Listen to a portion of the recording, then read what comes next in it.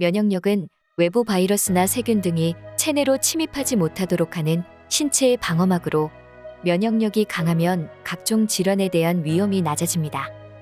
그러나 평소에 측정할 수 없는 것이다 보니 내 몸의 면역력이 떨어진 줄도 모르다가 아프고 나서야 후회하는 경우가 적지 않은데요.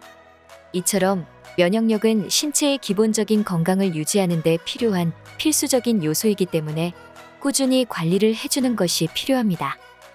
그런데 내가 무심코 하고 있는 생활 습관이 면역력을 떨어뜨리고 있다는 사실 알고 계셨나요? 오늘 영상에서는 면역력을 망치는 최악의 생활 습관과 함께 면역력 높이는 방법까지 알아보도록 할 테니 영상 끝까지 시청해 주시길 바랍니다. 하나, 입으로 숨쉬기. 우리 몸에서 숨쉬기가 가능한 부위는 대표적으로 코와 입이 있습니다.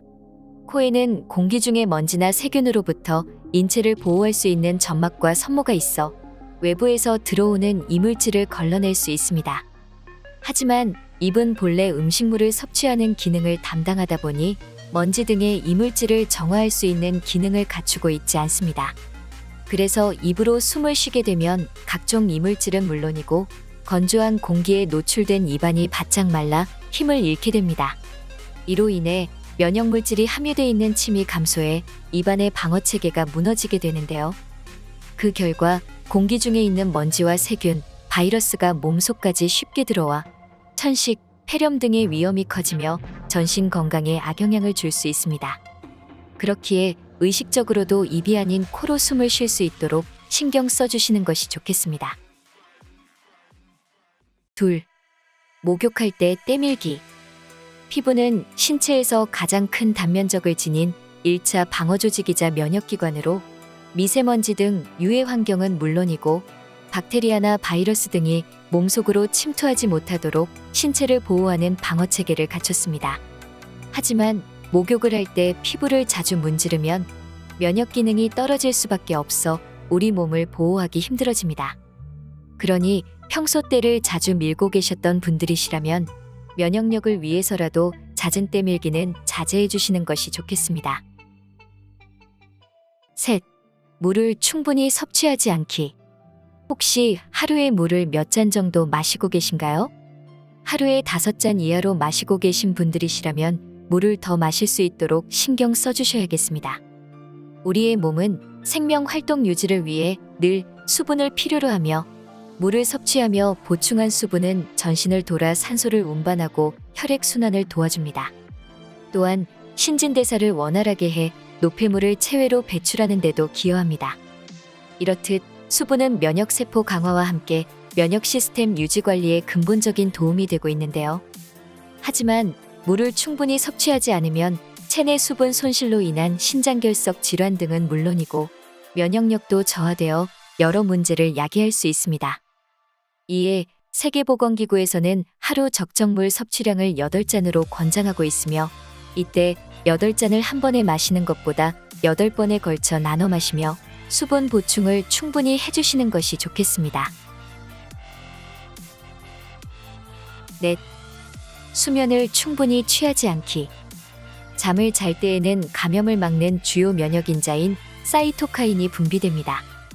하지만 수면 시간이 부족하면 사이토카인이 제대로 분비되지 못함에 따라 면역 세포의 수가 감소하게 되면서 감염을 막는 능력이 저하됩니다.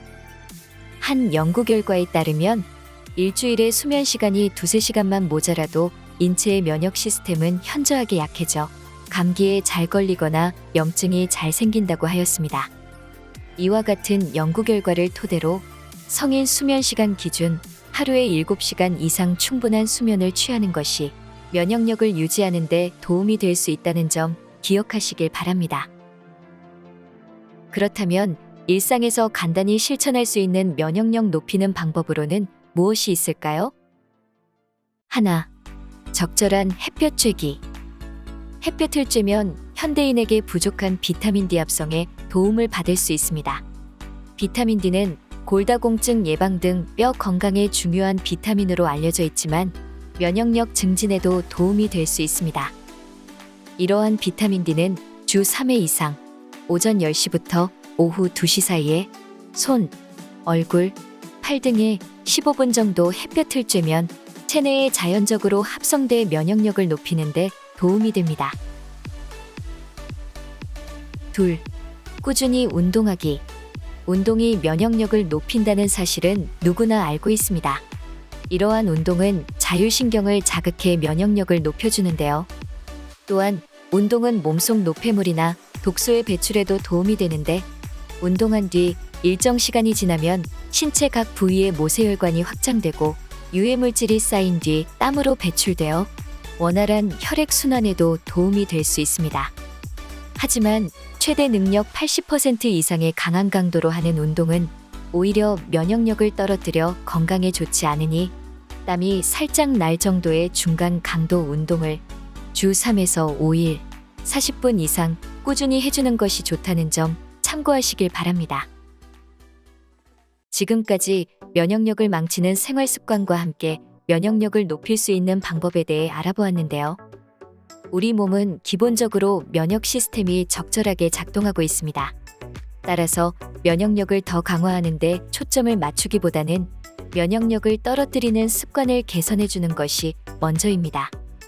오늘 영상을 참고하셔서 면역을 유지하는 데 도움받아 보시길 바라며, 다음에는 더 좋은 콘텐츠로 찾아뵙겠습니다. 오늘 영상이 도움이 되셨다면 좋아요와 구독 눌러주세요. 시청해주셔서 감사합니다.